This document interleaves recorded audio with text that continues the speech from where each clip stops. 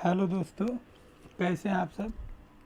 तो बीपीएससी की इस सीरीज़ में सबसे पहले हम लोग केमिस्ट्री से स्टार्ट करेंगे, फिर केमिस्ट्री के बाद हम लोग फिजिक्स करेंगे, फिर हम लोग बायोलॉजी करेंगे।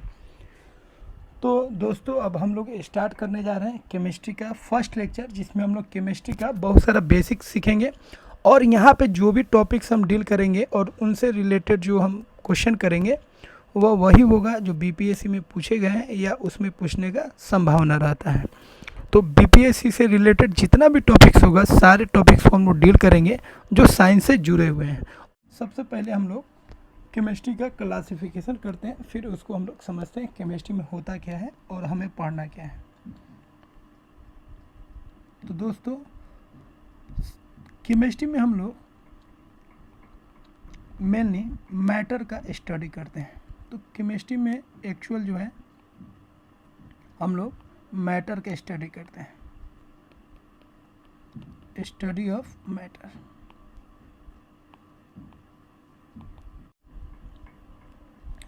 तो द्रव का जब हम अध्ययन करते हैं तो द्रव का क्या क्या अध्ययन करते हैं, तो ध्यान रहे मैटर का हम लोग स्टडी करते हैं उसका प्रॉपर्टीज,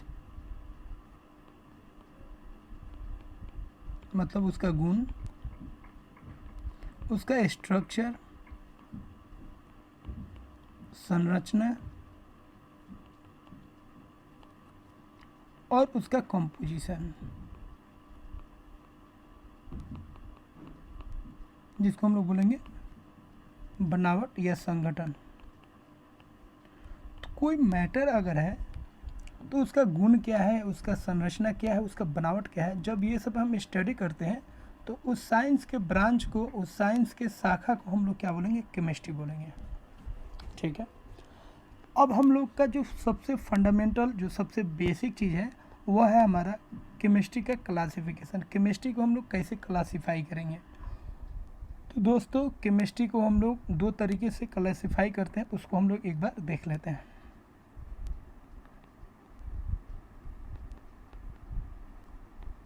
फर्स्ट जो क्लासिफिकेशन होता है वह होता है फिजिकल क्लासिफिकेशन और सेकेंड जो होता है वो होता है केमिकल क्लासिफिकेशन।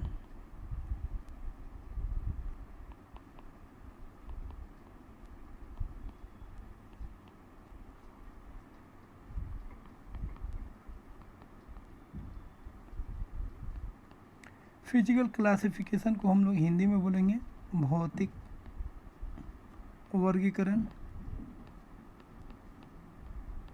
और केमिकल क्लासिफिकेशन को हम लोग बोलेंगे रासायनिक वर्गीकरण।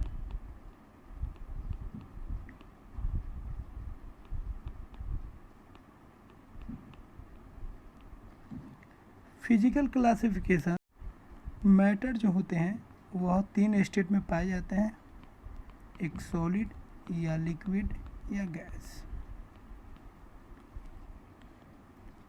वही अगर केमिकल क्लासिफिकेशन का बात करेंगे तो इसमें दो पार्ट होता है, एक होता है प्योर सब्सटेंस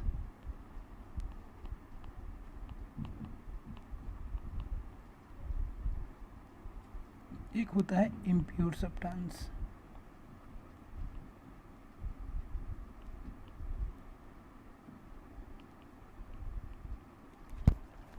प्योर सब्सटेंस का मतलब होता है शुद्ध पदार्थ और इम्प्योर सब्सटेंस का मतलब होता है अशुद्ध पदार्थ, जिसको हम लोग मिश्रण भी बोलते हैं।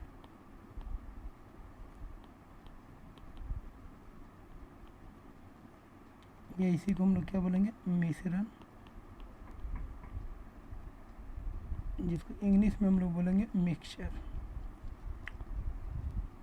अब प्योर सब्सटेंस में अगर बात करेंगे तो इसमें भी दो पार्ट होता है, एक एलिमेंट होता है और एक कंपाउंड होता है। एलिमेंट का तीन पार्ट होता है, एक मेटल, एक नॉन मेटल और एक मेटलॉइड होता है।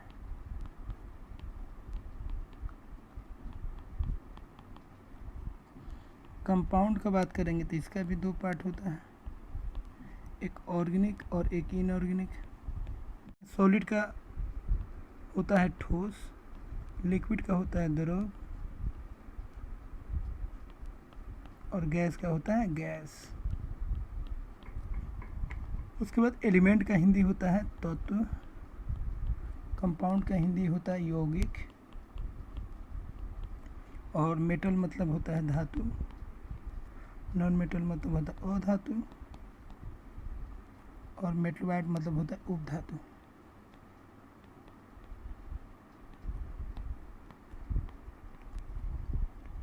ऑर्गेनिक कंपाउंड का कार्बनिक रसायन, ये कार्बनिक यौगिक बोलेंगे यहाँ पे, कार्बनिक यौगिक, और इसको जिस ब्रांच में पढ़ते हैं उसको कार्बनिक रसायन बोलते हैं, और इसको हम लोग बोलेंगे कार्बनिक, और लगा देंगे और कार्बनिक यौगिक।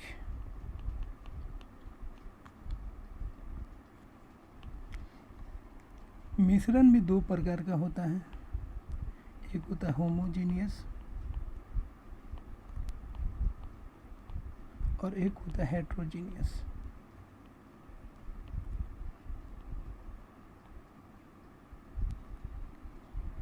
इसको हिंदी में हम लोग बोलते हैं समांगी, इसको बोलते हैं बिस्मांगी।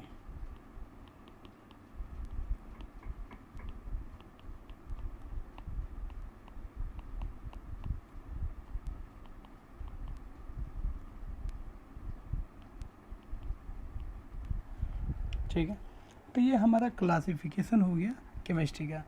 तो केमिस्ट्री का दो क्लासिफिकेशन हम लोग करते हैं, एक फिजिकल और एक केमिकल। और फिजिकल क्लासिफिकेशन में मैटर का 3 स्टेट होता है, केमिकल क्लासिफिकेशन में 2 होता है, प्योर सब्सटेंस, इम्प्योर सब्सटेंस। फिर इस तरह हम लोग डिवीज़न करते जाते हैं। अब ध्यान रखना है, ये सभी का हम लोग स्टडी करेंगे एक एक करके। मेटल के बारे में भी पढ़ना है, नॉन मेटल के भी बारे में पढ़ना है, मेटलवाइट के बारे में पढ़ेंगे, ऑर्गेनिक और इनऑर्गेनिक कंपाउंड के बारे में पढ़ेंगे, मिक्सचर के बारे में पढ़ेंगे। तो इस सब का स्टडी हम लोग अलग अलग टॉपिक में करेंगे। यहाँ पे जो मेनली हम लोग फोकस करेंगे, फर्स्ट जो हमारा लेक्चर है उसमें हम लोग केवल फिजिकल क्लासिफिकेशन से रिलेटेड कॉन्सेप्ट को पढ़ेंगे, सॉलिड, लिक्विड और गैस के बारे में, और फिर उनसे रिलेटेड हम लोग क्वेश्चन को करेंगे। ठीक है, तो हम लोग स्टार्ट करते हैं। फर्स्ट जो लेक्चर हम लोगों का वो पूरा बेस्ड होगा स्टेट्स ऑफ मैटर पे। मैटर का जो स्टेट होता है, द्रव का जो स्टेट होता है, सॉलिड, लिक्विड और गैस, उसी पे हम लोग पूरा कॉन्सेंट्रेट रहेंगे। तो एक एक करके आपको इस तरह टॉपिक आगे बढ़ते जाएगा और आपको हर एक टॉपिक से रिलेटेड क्वेश्चन और पूरा कॉन्सेप्ट मिलेगा, जिससे आप आसानी से बीपीएससी के सारे क्वेश्चन जो उन पे बेस्ड होगा आसानी से आप कर सकते हैं। और उनसे रिलेटेड जो भी क्वेश्चन जो पूछे जाते हैं उस पैटर्न पे आपको क्वेश्चन दिए जाएंगे, जिनसे आप आसानी से कॉन्सेप्ट को समझ भी सकते हैं और उनसे रिलेटेड क्वेश्चन को भी आप आसानी से कर सकते हैं। तो स्टार्ट करते हैं हम लोग। फर्स्ट जो हमारा टॉपिक है स्टेट्स ऑफ मैटर, वहाँ से।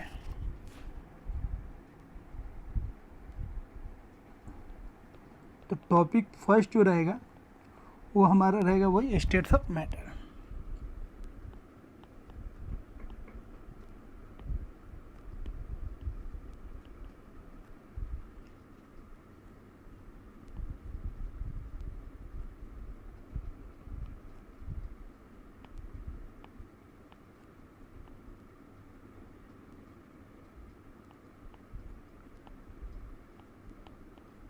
द्रव की क्या अवस्था होते हैं उसके बारे में हम लोग पढ़ने जा रहे हैं।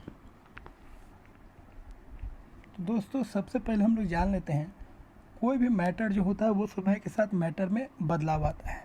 तो हर एक पदार्थ में समय के साथ बदलाव आता है, और वो जो बदलाव आता है 2 तरीके से आता है। उसको हम लोग देख लेते हैं, क्योंकि इस पर भी एक क्वेश्चन पूछा जा चुका है और ये बहुत ही बेसिक पॉइंट है, इसीलिए इसका हम ख्याल रखेंगे। एक होता है फिजिकल चेंज,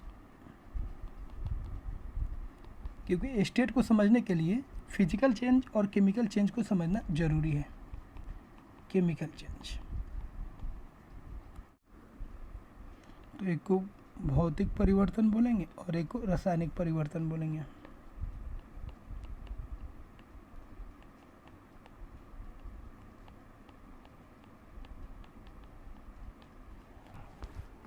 अब देखिए मेन डिफरेंस क्या होता है। फिजिकल चेंज जब होता है किसी सब्सटेंस में, जब फिजिकल चेंज होगा, भौतिक परिवर्तन होगा, तो उस सब्सटेंस का जो प्रॉपर्टीज है पहले जैसा था वैसा ही रहेगा, बस उसका रूप बदल जाता है, उसके प्रॉपर्टीज में कोई फ़र्क नहीं आता है। जो रूप था पहले वो रूप बदल जाएगा, लेकिन उसके प्रॉपर्टीज में, उसके गुण में कोई फ़र्क नहीं पड़ता है। सिंपल मतलब कहे तो फिजिकल चेंज जब होगा तो कोई नया सब्सटेंस का फॉर्मेशन नहीं होता है, सब्सटेंस जो पहले था वही रहता है, बस उसका रूप बदल जाता है। तो यहाँ पे ध्यान रखेंगे, फिजिकल चेंज में ध्यान रखेंगे, मेन पॉइंट है, सबसे मेन है, इसमें नया सब्सटेंस का फॉर्मेशन नहीं होता है। No new substance are form, no new substance is formed, इसमें नए सब्सटेंस का फॉर्मेशन नहीं होता है। बट केमिकल चेंज जब होगा तो केमिकल चेंज में याद रखेंगे, जब भी मैटर में एक केमिकल चेंज आएगा, रासायनिक परिवर्तन आएगा, तो उसके प्रॉपर्टीज में बदलाव आ जाएगा, क्योंकि एक नया चीज़ का फॉर्मेशन होता है। तो केमिकल चेंज का मतलब ही हो गया नया चीज़ का बनना। तो यहाँ पे नया सब्सटेंस का फॉर्मेशन होगा, न्यू सब्सटेंस इज फॉर्म्ड, यहाँ पे नया सब्सटेंस बनता है।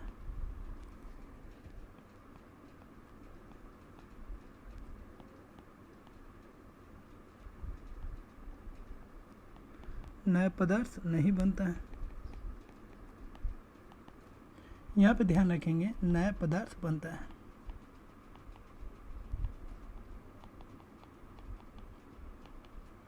दूसरा पॉइंट ध्यान रखेंगे, फिजिकल चेंज में जनरली आप देखेंगे तो स्टेट का चेंज होगा, सॉलिड से लिक्विड, लिक्विड से गैस, या गैस से लिक्विड, और लिक्विड से सॉलिड। स्टेट का चेंज होता है, अवस्था का चेंज होता है। तो हम कह सकते हैं ये जो चेंज है यह टेम्पोररी चेंज है। फिजिकल चेंज जो होता है वो कैसा चेंज होता है, टेम्पोररी चेंज। और ये जो होता है यह परमानेंट चेंज होता है। जनरली ये भी मतलब बाद में हम लोग देखेंगे, रिवर्सेबल इरिवर्सेबल का बात करेंगे, लेकिन ये एक बार चेंज अगर हो गया, केमिकल चेंज एक बार अगर हो गया तो फिर वो दोबारा वापस नहीं आ सकता है। ए से अगर बी बन गया तो अब बी से ए में वापस नहीं आ सकते हैं, इसीलिए इसको हम लोग बोलेंगे परमानेंट चेंज। ठीक है, तो ये टेम्प्रोरी चेंज है, तत्कालिक परिवर्तन है, और ये आपका परमानेंट है। तो ये 2 पॉइंट का ध्यान रखेंगे। उसके बाद केमिकल चेंज होने के लिए ध्यान रखेंगे, केमिकल चेंज होने के लिए केमिकल रिएक्शन का होना जरूरी है। तो जब केमिकल रिएक्शन होगा इसका मतलब सिंपल है, जब केमिकल चेंज होगा, तो आप ध्यान रखेंगे केमिकल चेंज,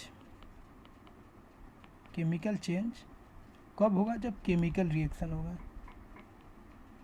केमिकल रिएक्शन, जब केमिकल रिएक्शन हो रहा है इसका मतलब क्लियर है, जो क्या हो रहा है वहाँ पे केमिकल चेंज हो रहा है। ठीक है, अब कुछ एग्जाम्पल से हम लोग समझते हैं। देखिए, अब एग्जाम्पल से आपको समझाते हैं जो फिजिकल चेंज और केमिकल चेंज में क्या फ़र्क है।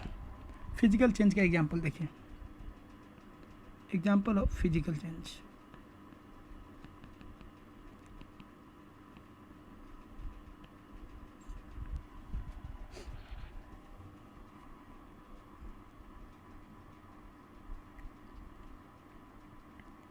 जैसे किसी भी स्टेट का चेंज होना, मान लीजिए सॉलिड से लिक्विड चेंज हो रहा है कोई सब्सटेंस, या लिक्विड से सॉलिड चेंज हो रहा है, लिक्विड से गैस में चेंज हो रहा है, या गैस से लिक्विड में चेंज हो रहा है, तो सब्सटेंस का एक फॉर्म से दूसरे फॉर्म में, मतलब सॉलिड से लिक्विड और लिक्विड से गैस, या अगर अपोजिट हो रहा है गैस से लिक्विड और लिक्विड से सॉलिड, तो ये जो चेंज है वो आपका कैसा चेंज है, फिजिकल चेंज है।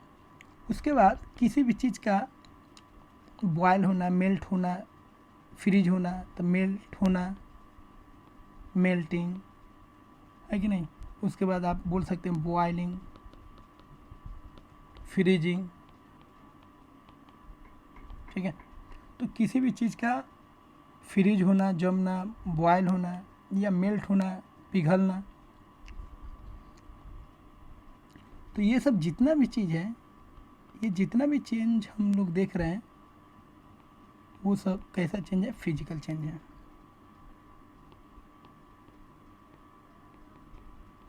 ठीक है, किसी चीज़ को फाड़ना है कि नहीं, तो ये सब जो भी चीज़ हम लोग देखे हैं, अभी लिखे हैं, ये सब फिजिकल चेंज है। इसमें देखिए कोई नया चीज़ नहीं बनना है।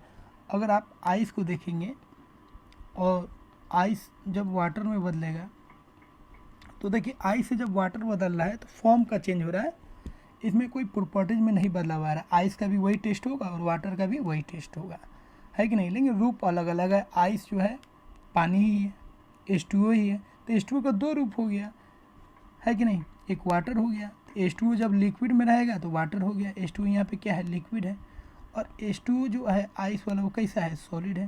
तो H2O जब सॉलिड में रहेगा तो आइस हो जाएगा, H2O जब लिक्विड में रहेगा तो उसको हम लोग वाटर बोलेंगे।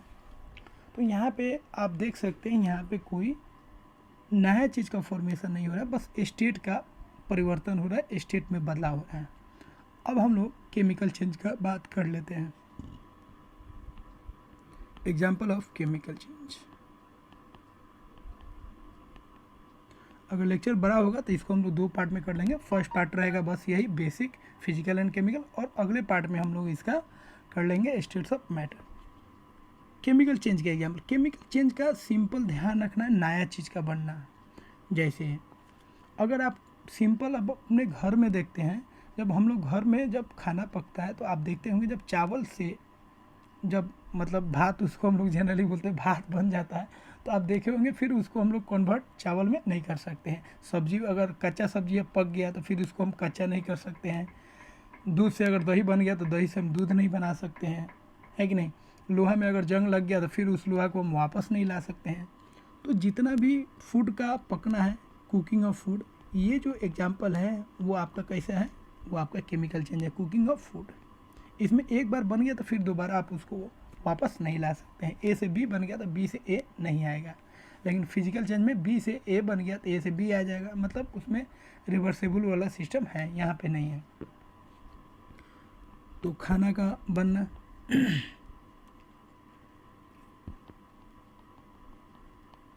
खाना का पकना या बनना। उसी तरह अगर हम लोग बात करें किसी भी चीज़ का जलना, बर्निंग ऑफ सब्सटेंस, किसी भी सब्सटेंस का जलना, कागज़ का जलना, है कि नहीं, लकड़ी का जलना, किसी भी पदार्थ का जलना। तो कोई पदार्थ अगर जलेगा वो केमिकल चेंज होगा, क्योंकि यहाँ पे देखिए अगर आप कागज़ को जला रहे हैं तो क्या बनेगा, राख बनेगा, फिर राख से आप कागज़ नहीं बना सकते हैं, पेपर नहीं बना सकते हैं। उसके बाद बहुत सारे एग्जाम्पल हैं, कोई भी रिएक्शन हो, एनी रिएक्शन, तो कोई भी अगर अभिक्रिया है, कोई रासायनिक अभिक्रिया,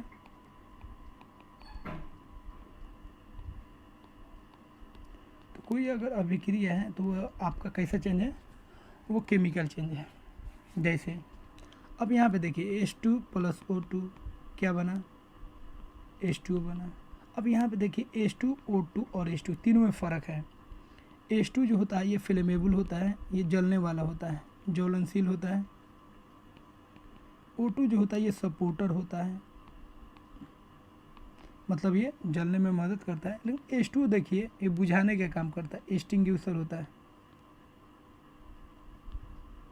फायर एक्सटिंग्विशर में हम लोग यूज़ करते हैं, कहीं आग लग जाता है, इलेक्ट्रिसिटी वाला आग नहीं, ऐसे जनरली जो आग लगता है उसको हम लोग क्या करते हैं, पानी से बुझाते हैं, है कि नहीं। तो यहाँ पे हम लोग पानी का इस्तेमाल करते हैं, इसका मतलब हो गया ये बुझाने का काम कर रहा है कि नहीं। सपोर्टर मतलब ये मदद कर रहा है, फ्लेमेबल मतलब जल रहा है, ज्वलनशील। तो यहाँ पे देखिए H2 जो है, H2 ये जलने का काम कर रहा है, O2 को ध्यान से देखिए तो जलाने का काम कर रहा है, मतलब मदद कर रहा है, और H2O जो हुआ वो उल्टा हो गया, H2 और O2 मिलकर एक नया चीज़ बना दिया। H2 जल रहा है, O2 जला रहा है, और H2O जो बन गया वो नया चीज़ बन गया जो इसको बुझाने का काम कर रहा है, एकदम उल्टा हो गया। एक जल रहा है, एक जला रहा है, और नया जो चीज़ बना एकदम उल्टा हो गया, वो उसको बुझाने का काम करेगा। तो यहाँ पे आप देख सकते हैं यहाँ पे नया सब्सटेंस का फॉर्मेशन हुआ है, इसीलिए केमिकल रिएक्शन को हम लोग बोलेंगे यह केमिकल चेंज है। केमिकल चेंज का मतलब ही होता है रिएक्शन बना, बर्निंग और किसी सब्सटेंस को आप बना रहे हैं, किसी सब्सटेंस को आप जला रहे हैं, किसी फूड को आप पका रहे हैं, तो ये सब जितना भी है, या कोई नया चीज़ बन गया, जैसे दही का बनना, फॉर्मेशन ऑफ कर्ड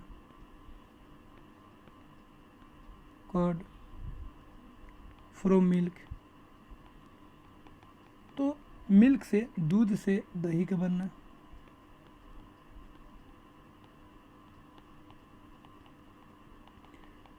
ठीक है। तो दूध से दही का बनना, ये सब आपका कैसा चेंज हो गया, ये सब केमिकल चेंज है, तो इसका हम लोग ध्यान रखेंगे। उसके बाद एक चीज़ जो क्लास 10th में ये सब में बार बार एग्जाम्पल आता था, कैंडल को ध्यान से देखिए। कैंडल में दो चेंज होता है, दो काम हो रहा है। एक, ये जो वैक्स है, वैक्स जल भी रहा है, बर्न भी हो रहा है और मेल्ट भी हो रहा है, ठीक है। जलेगा तभी तो लाइट मिल रहा है आपको, है कि नहीं। वो जल के वो कन्वर्ट हो जा रहा है लाइट एनर्जी में और मेल्ट भी कर रहा है। तो जब वैक्स का बर्निंग होगा तो वैक्स का जो बर्निंग होता है, ठीक है, वो आपका होता है केमिकल चेंज। वैक्स का जलना वो कैसा चेंज है, केमिकल चेंज। लेकिन वैक्स जब पिघलेगा, आपको पहले भी बता चुके हैं, मेल्टिंग जो होगा आपका, कोई भी चीज़ गलेगा तो उसको हम लोग कैसा प्रोसेस बोलेंगे, कैसा चेंज बोलेंगे, फिजिकल चेंज बोलेंगे। तो ये आपका क्या हो जाएगा, फिजिकल चेंज। इसका आप खास ख्याल रखेंगे, फिजिकल चेंज। तो मोम का जलना मतलब कैंडल का जलना हो जाएगा आपका केमिकल चेंज और उसका पिघलना हो जाएगा फिजिकल चेंज। तो यही सब चीज़ है जो हम लोग सीखे हैं फिजिकल चेंज में और केमिकल चेंज में, और इस पे बेस्ड हम लोग कुछ क्वेश्चन करते हैं। फिर अगले लेक्चर में हम लोग स्टेट्स ऑफ मैटर को पढ़ेंगे, जिसमें सॉलिड, लिक्विड और गैस के बारे में पढ़ेंगे। तो हम लोग लेक्चर छोटा बनाएंगे ताकि हम लोग आसानी से कम समय में एक एक लेक्चर को पूरा करते जाएं और बहुत इंटरेस्ट के साथ आपको सब चीज़ समझ में भी आए और आप आसानी से उस पे बेस्ड क्वेश्चन को भी कर पाए। तो चलिए अब हम लोग स्टार्ट करते हैं क्वेश्चन जो इससे रिलेटेड है। तो दोस्तों अब हम लोग क्वेश्चन करने जा रहे हैं जो अभी हम लोग फिजिकल चेंज और केमिकल चेंज पढ़े हैं। उससे पहले एक पॉइंट्स को और हम लोग देख लेते हैं जो बहुत काम का है। कोरोजन, रस्टिंग का नाम सुने हैं, जंग का नाम सुने हैं, लोहे में कैसे जंग लगता है, उसी के बारे में हम लोगों को थोड़ा सा जान लेना है। कोरोजन, जिसको हिंदी में हम लोग क्षारण बोलते हैं। देखिए, जब हम सिल्वर को लंबे समय तक जब हम खुले में छोड़ देते हैं तो यह एयर के साथ कांटेक्ट में आके ब्लैक होने लगता है, क्योंकि उसके ऊपर एक लेयर बन जाता है सिल्वर सल्फाइड का जो ब्लैक कलर का होता है। उसी तरह कॉपर का अगर बात करेंगे तो कॉपर भी एयर से कांटेक्ट होके मतलब H2O, CO2 और O2 के साथ ये कंबाइंड होके रिएक्शन कर लेता है और इसके ऊपर एक ग्रीन कलर बन जाता है जो होता है कॉपर कार्बोनेट कॉपर बेसिक मतलब OH2। तो कॉपर कार्बोनेट और कॉपर बेसिक का एक लेयर बन जाता है जो ग्रीन कलर का होता है। तो आपको ये रिएक्शन याद नहीं रखना है, बस आपको याद रखना है जब Ag का मतलब सिल्वर का कोरोजन होता है, ब्लैक कलर का कोटिंग हो जाता है, ब्लैक कलर का लेयर बन जाता है सिल्वर के ऊपर, और कॉपर के ऊपर ग्रीन कलर का लेयर बन जाता है जब वो एयर के कांटेक्ट में आता है। उसी तरह बहुत फेमस है आयरन के बारे में हम लोग जानते हैं। आयरन जब एयर के साथ कांटेक्ट में आता है, एयर में मेनली कौन कौन, O2 और H2O के साथ जब कंबाइंड होता है तो इसके ऊपर एक लेयर बन जाता है जिसको हम लोग बोलते हैं रस्ट, जिसका फार्मूला होता है Fe2O3.XH2O। यहाँ पे X आपका कोई नंबर होगा H2O का, और यह किस कलर का होता है, तो ब्राउन कलर का होता है।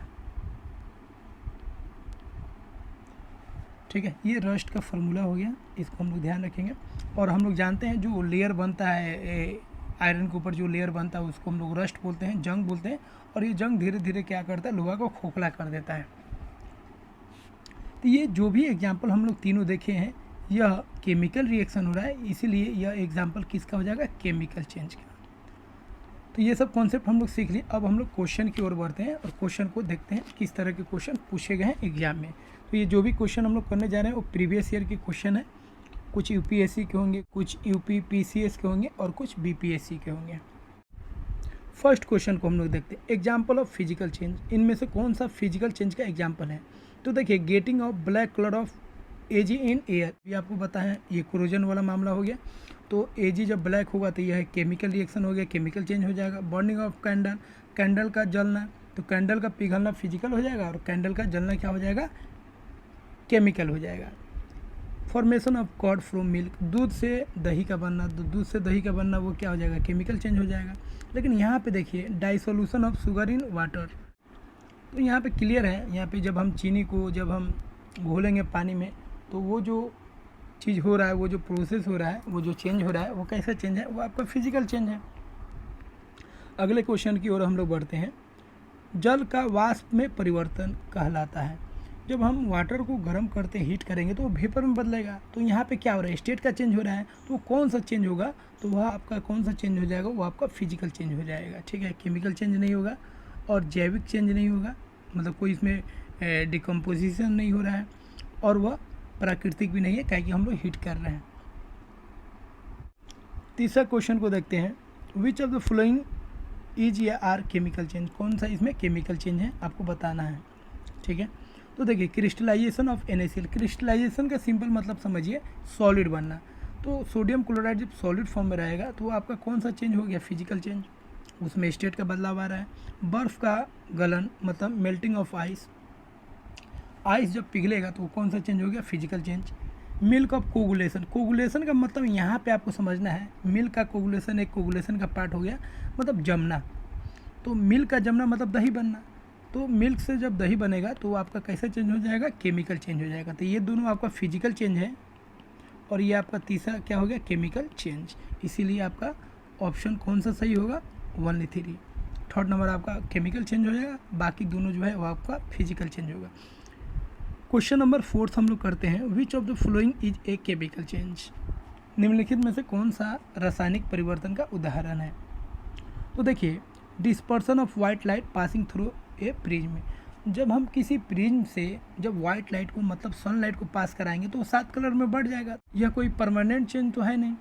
जब हम प्रिज्म से कोई लाइट को पास कराएंगे तो ये कोई केमिकल चेंज तो है नहीं, ये तो फिजिकल चेंज है। फिर अगर दूसरा प्रिज्म उल्टा करके रखेंगे तो फिर वो 7 कलर मिल के 1 कलर बन जाएगा। तो ये कौन सा चेंज है, ये फिजिकल चेंज है।